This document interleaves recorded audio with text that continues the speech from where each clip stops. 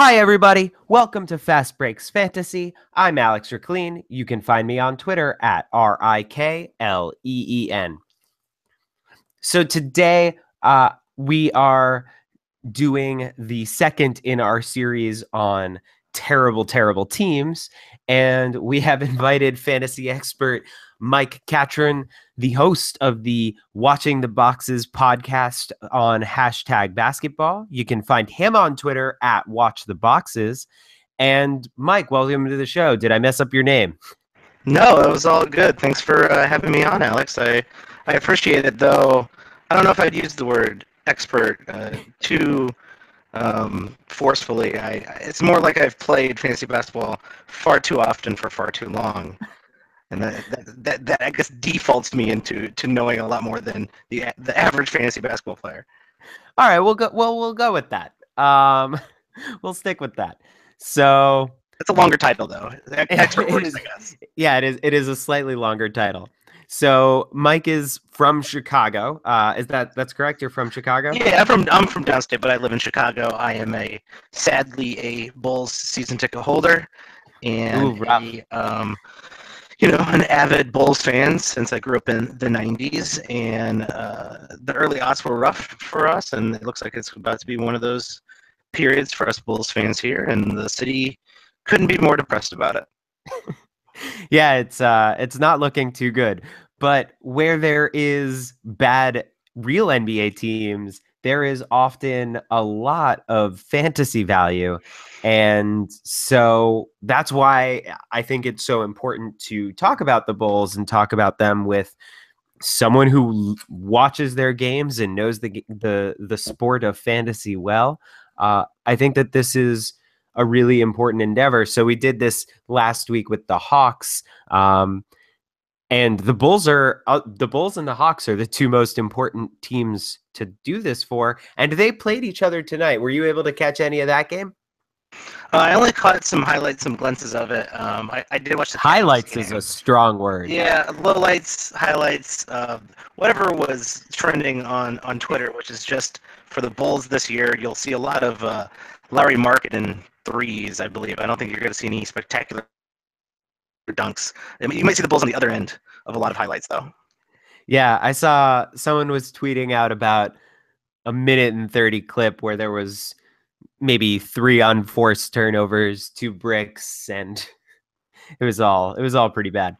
So, but it's not all bad, and every NBA team scores 90 plus points basically every night, and every NBA team gets 40 plus rebounds and 20 plus assists. So we want to get as many of those points and rebounds and assists on your team as possible.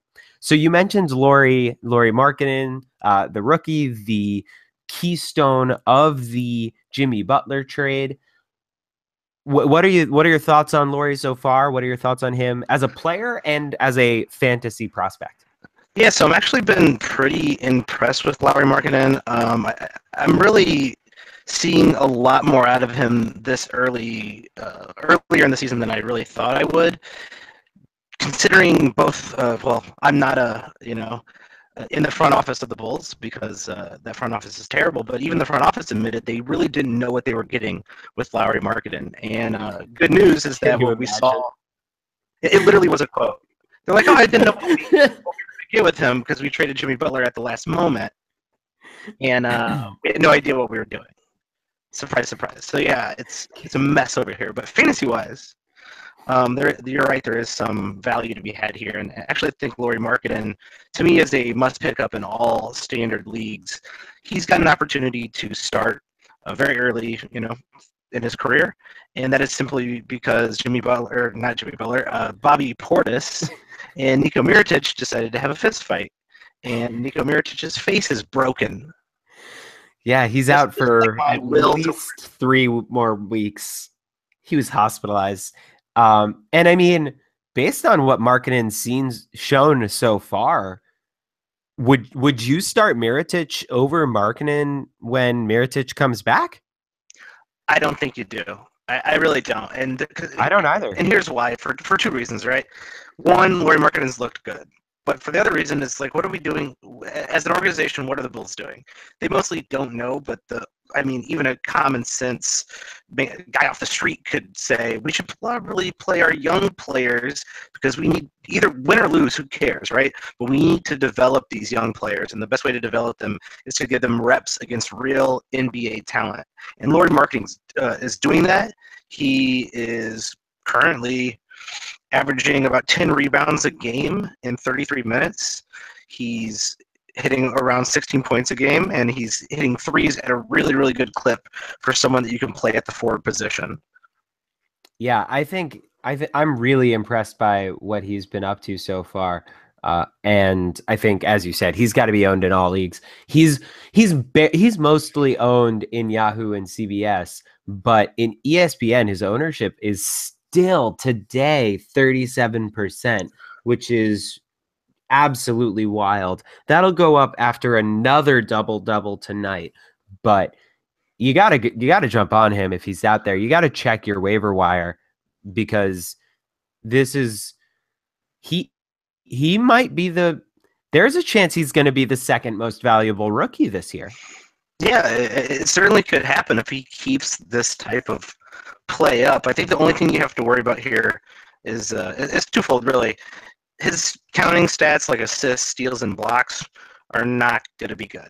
No, they're going to be near zero. Yeah, you're getting kind of a young Ryan Anderson, I think, here. And Larry Mark is going to improve, right? But you're not going to see this fantasy season any significant improvement in assists, steals, and blocks. So if you're expecting to get that off the waiver, you're not. But 12 points or 15 points, 10 rebounds, and 2 to 3 threes off the waiver.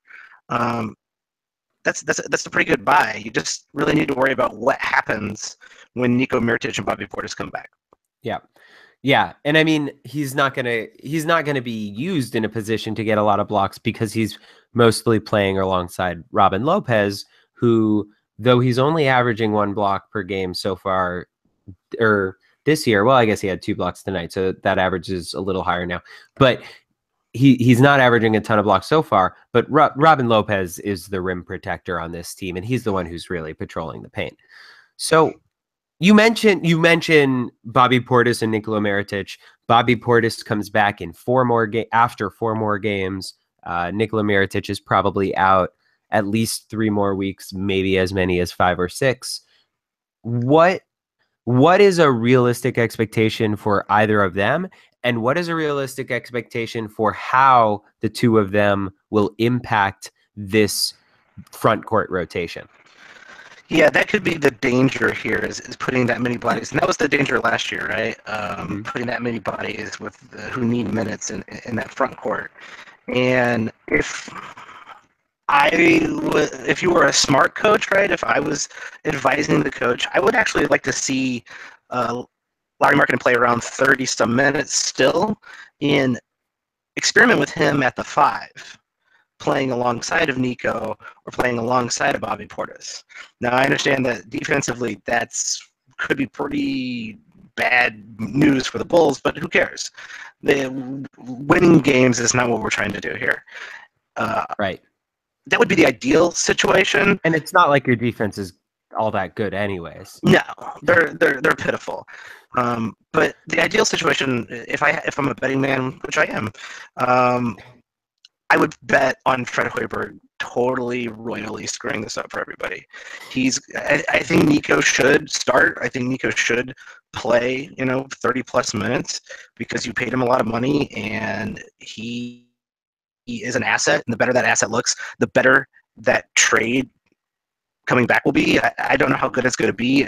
News out of the Bulls camp is that Nico would waive his no trade clause for this year to be traded this year, which, in my opinion, is good news for the rebuild, but bad news for Nico's value that they could get back on the trade, and bad news for Nico's value in fantasy because Nico could probably go back to his old ways when he's a very streaky player, but when he was on last year, he was, a top 100 player, and when he was really on, he was a top 50 player. He was hitting 15 points, a lot of threes, getting almost close to a block and a steal a game, and that's pretty nice in a 9-cat league.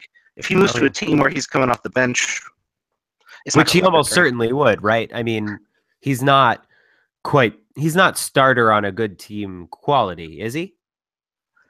I don't think so. I mean, it really depends on what kind of asset the Bulls are looking for to get back. And so my guess is they're going to pull something similar to what Brooklyn did, looking for a really bad contract to take on, along with either a young asset or some draft picks. And any team that's willing to do that, my guess is that Nico is not part of their starting five. Kind of serious question. Is your front office smart enough to take on a terrible contract and good draft value and get the good draft value? I mean, my guess is we would absolutely the right move, and that's why you cut Dwayne Wade. But are you guys actually going to pull the trigger and do it? Well, this front office has to do something to dig itself out of the hole, so I think they will be trying to deal a little bit, but that's never been their strong suit. They've never made good trades. They've rarely made good free agent pickups. They've really just drafted well, and I'm not going to give them credit for developing Jimmy Butler and Taj Gibson. That was definitely the coaching staff. And that was all Tom Thibodeau and Ron Adams and the guys under him. And Mirotic was a good draft pick who hasn't developed nearly as well as we would have hoped, and he only had a little bit of time under Thibodeau. Most of his career has been post-Thibodeau. Yeah, his consistency is an issue, and it's definitely an issue in fantasy for me. I find it hard to own players who can go 15, 8, 1, 1, and 2, and then turn around the next night and crap the bed. Yeah. I don't like owning those types of players, even if they do average out to decent players, because that can lose you a week. And in Roto, which I play mostly Roto leagues, those bad starts really do hurt you by the end of the year. So, side note, do you prefer Roto or head-to-head? I'm an old school, like I said, I'm an old school player. I am a Roto player, preferably. I'm playing in more head-to-head leagues this year just to get my fill of all the genres. I got some shallow leagues. I got some pretty large leagues that I'm in, even a dynasty league, which I haven't done a salary dynasty league before, and I'm in a salary league, which is not as exciting as you think it would be. But Roto is my preference. It's the way I started playing off of Yahoo back in the early aughts. Interesting. Yeah, I prefer head-to-head. All right, back to the Bulls. So you sound like you're not particularly high on Hoiberg, and I wanted to ask you a couple of questions on Hoiberg. So, you've been following the team for a while. You have season tickets. You watch a lot of the games. You play fantasy, so you watch. You're especially attuned to how these players develop and how he uses these players. What can you tell our listeners about how he uses rotations and how stable those are, how unreliable those are? What do you expect from him in terms of rotation management? As once players are healthy. Right now, he's got a suspended player, a hurt player, and 3 really important hurt players. But when players are more healthy and players are available, what are you expecting him to? How do you expect him to handle that? So, if anything, if last year is any indication, and last year there was a lot of different players, a lot of different overlaps in positions. You had whatever they were trying to do with Rondo, Wade, and Butler as the 3 alphas or whatever. There was a lot of mouths to feed, including Taj Gibson and Doug McDermott, who were on the team at the time. And he never stuck to a consistent rotation at all last year. And in fact, it was so absurd that even going into the playoffs, the rotation changed constantly. There was a random 2-week period where Rondo sat the bench every game. There was a random 2-week period where Nico sat the bench every game. In fact, they were asking him not to travel with the team. He is not a manager of these players. I think right now the rotation is very stable simply because of the injuries. Right. Hoiberg, And you're without Zach LaVine, you're without Chris Dunn, you're without Bobby Portis, you're without Nikola Mirotic. You're really short on talent. yeah, absolutely. And I really think once the team is at full strength, he's going to start playing with the rotation a lot more, especially with Zach LaVine and Chris Dunn. There are places where they can fit in, like Chris Dunn could just take Kay Felder's minutes. Zach LaVine would probably share David Nwablu and Denzel Valentine's minutes, I would assume. You don't think Zach LaVine just plays 30 minutes a night no matter what? I mean, assuming he's healthy, coming off of an ACL tear is never a given. But assuming, say he's healthy day one, he's back February 1st and playing 100% without a minutes cap, you don't think he gets just 30 minutes a game every night minimum because he's by far the best player on the team? Well, yeah, I think he's going to have to start, right? How his rotation will look, I'm not sure. I think they'll ease him back into it. As you and every other NBA fan knows, the Chicago Bulls should not rush players with knee injuries and ACL tears. It gives everybody a legitimate fright when we see people laying on the ground after the Derrick Rose incidents. And Zach LaVine, I think they're not gonna rush him into it. We're not trying to win games anyway. But the second half of the season, I think he'll play over 30 minutes a game, if not 32 or more. Yeah. Okay. That's what I expected as well. Yeah, he's a standardly relevant guy. He should be on in all leagues once he comes back. Yeah. But so, looking ahead to once he's back, Jerry Grant and Denzel Valentine and Chris Dunn and Justin Holiday, the four of them really might be looking at, you're saying that those four sort of might be looking at a lot of variability in terms of their workload, regardless of their stat line when they're on the floor and whatever added inconsistency those younger players are putting forward just because they're young. Yeah, you just really don't know what direction they're going to go. Jerry Grant is the de facto starting point guard right now, and I think moving into the future he will be. But the second Chris Dunn comes back, I seriously just don't trust Hoiberg to keep Jerry Grant in the rotation the way, and keep this rotation very standardized. Suddenly, Chris Dunn could be starting. When Zach LaVine comes back, all of a sudden Jerry Grant might be starting again and playing with Zach LaVine. I think Denzel Valentine takes probably the biggest hit because Justin Holiday is going to play over him for sure. And Denzel Valentine often looks lost out there, both on offense and defense. He makes a lot of really poor decisions. And I just think his minutes take the biggest hit once everybody's healthy. Is he a dynasty player to hold on to or no? Not if you're in a standard-sized dynasty league. I just think there's enough players, enough young players out there, like John Collins on the Hawks, Skal Labissiere on Sacramento. There's a ton of young players in there that have just more potential and more playing time, really, than Denzel Valentine will have. And in the future, I just don't see this 24-year-old Denzel Valentine being a mainstay on the starting lineup for the Chicago Bulls. Fair enough. Okay. Rotation, basically Hoiberg is bad news, is sort of the key take, the TLDR of that, that question. So the other question is in terms of Hoiberg's coaching style and his preferred style of play.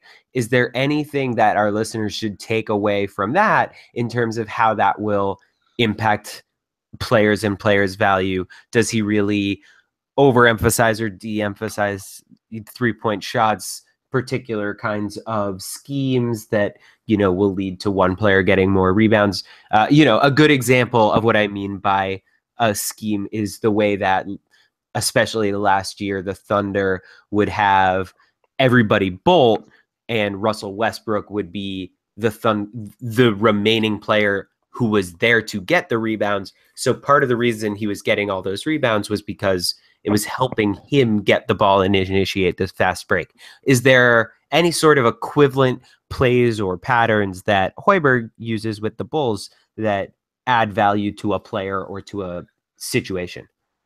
Well, this is the first, I think, true year of where we're going to see Hoy ball. And last year, there was a lot of Jimmy Butler, Dwayne Wade, isolation, standing around, players waiting for those two to do something. And by the way, like, fair enough, those guys were the best players on the court Oh yeah. by a lot. Now, you're seeing a little bit more action on the offensive side. You're seeing a lot of weird motion screens being ran. And that crap works in college. I don't think it works in the NBA. I think it's way too transparent. But what they do often try to do is run screens to open somebody up for a three. Tonight, the Bulls shot 32 3-pointers, which is way more than the Bulls, I think, shot at any point last season. And you have guys like Denzel Valentine taking 9 3-pointers, Holiday taking 7, and Markkanen taking 8. So you are going to see a nice uptick on 3-pointers. 32 for reference. I believe last year that would have been second most in the NBA if that was your average. And right now, so we're off to a kind of fast start this year. 32 would be 6th in the league. So still pretty high. That's a lot of threes. Yes, they're just everyone's been given the green light to jack threes, and honestly, Justin Holiday doesn't need a green light. That guy shoots every time he touches the ball. But and that's also good news. We mentioned Zach LaVine. That's good news for Zach LaVine when he comes back.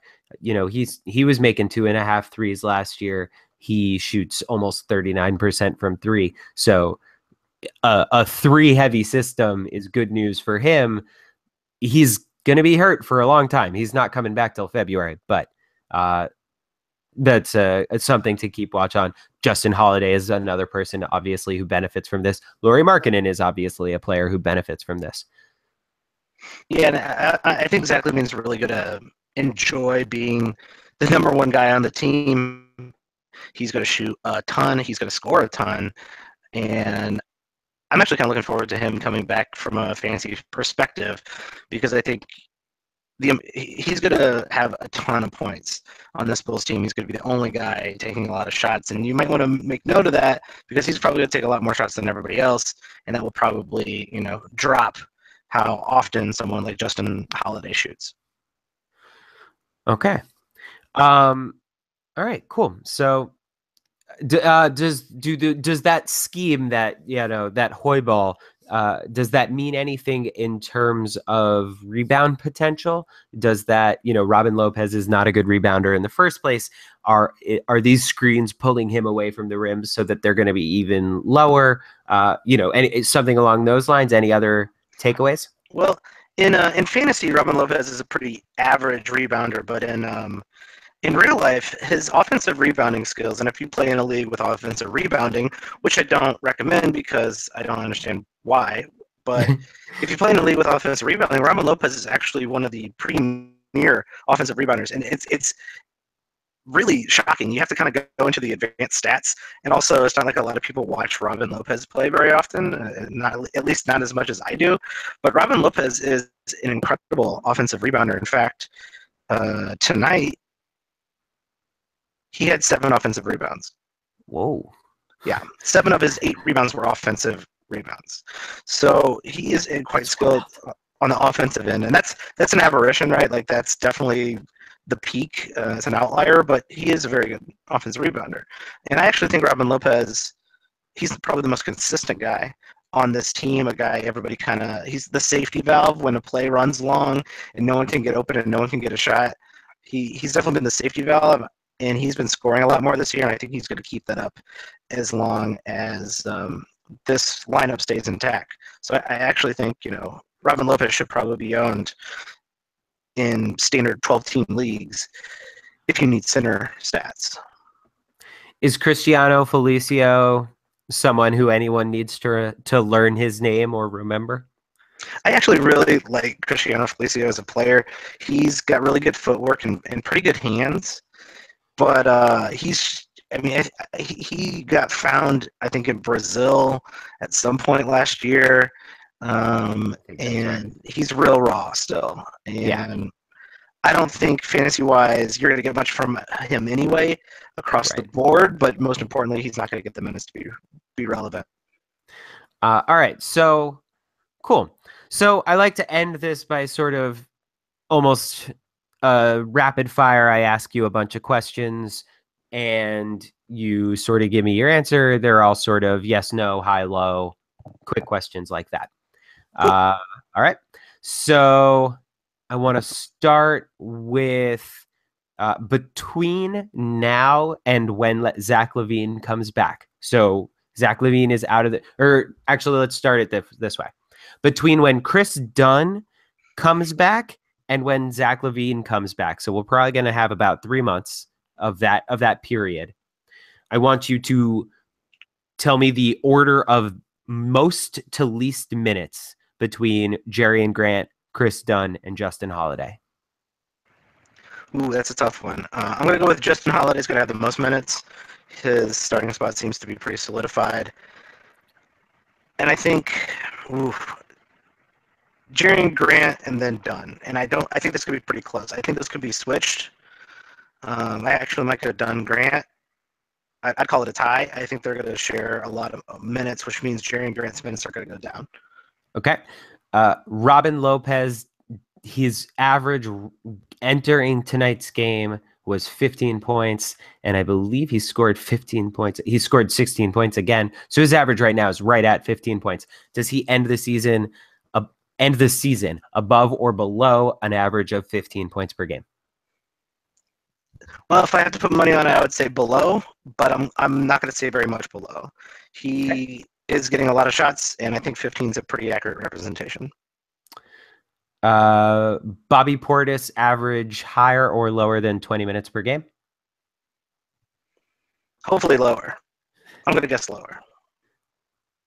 Nikola Mirotic higher or lower than 25 minutes per game? Oof. It's pretty close. I think that's about the over under. I'm gonna go with over. Over? Yeah. Lauri Markkanen, does he average a double-double? Yes or no? No. I don't think he does. Okay. I think you're right, but I want it to be yes so badly, but I think you're right. I think his Bulls fan for just a little too low. Yeah, I've been a Bulls fan for a very long time, and good Chicago sports fans, not the belligerent ones, are always pessimistic to a fault. Does any player who we haven't talked about break out after the All-Star break? You know, Ryan Arcidiacono, Denzel Valentine, Paul Zipser, David Nwaba. Any of these players break out and become owned in standard leagues after the All-Star break?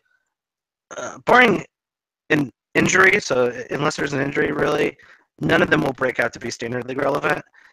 Paul Zipser is better than he's letting on to be right now. He's playing pretty poorly. And I actually kind of like David Nwaba, and on a real trash team, he does have kind of a spot out there. And fantasy-wise, you know, he does a handful of things that I kind of like, but I'm going to say no for our standard leagues. Nah.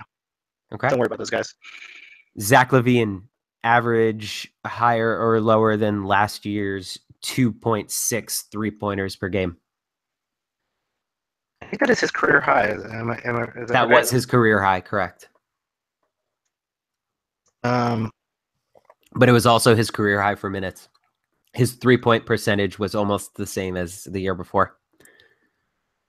That is true. 38.9 three-point percentage as a sophomore and 38.7 as a junior. Wow. Well, you know, he's pretty good. Yeah. I'm gonna say lower. So fewer threes, you know, better defensive coverage. I just think it might take him a little while to get back into playing shape, and I think he's going to take enough threes where he could get close to that, but I'm not sure he's going to be making them. Okay. Well, great. Thank you. Thank you for coming and thank you for participating and giving us some insights into the Bulls. Hopefully you enjoyed it. Hopefully the people at home learned a thing or two. Yeah, thanks for having me on. I appreciate it. No, not a problem. Once again, He's Mike Catron host of Watching the Boxes podcast on hashtag basketball. At Watch the Boxes is his Twitter handle. Please subscribe to his podcast and rate and review it. That helps him just like it helps me. Please, please, please subscribe and write a review on iTunes for me as well. It helps a lot, especially while the show is so young. Tweet me a screenshot, and you will be entered into our first ever contest, which will be a free t-shirt to the winner, even though I have gotten a bunch of reviews so far. And thank you to those of you who have written those reviews. Really, really appreciate it. But we haven't gotten any entrants yet. No one's showing me their reviews.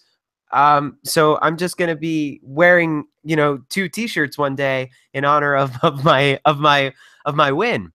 Did you enter the contest yourself? I guess that's a good point. You can win it. I could win it right now. Yeah, I should. Special thanks to Funky Fella for the opening music. Contribute to his Patreon at patreon.com/funkyfella, or listen to his music on SoundCloud at soundcloud.com/funky_fella. Also, thanks to Instagram's Buddha Fist for the artwork. Check out his stuff. Once again, I'm Alex Reclean. You can find me on Twitter at RIKLEEN. Thank you for listening. I hope you enjoyed, and hopefully I will see you here next time on Fast Breaks Fantasy. All right.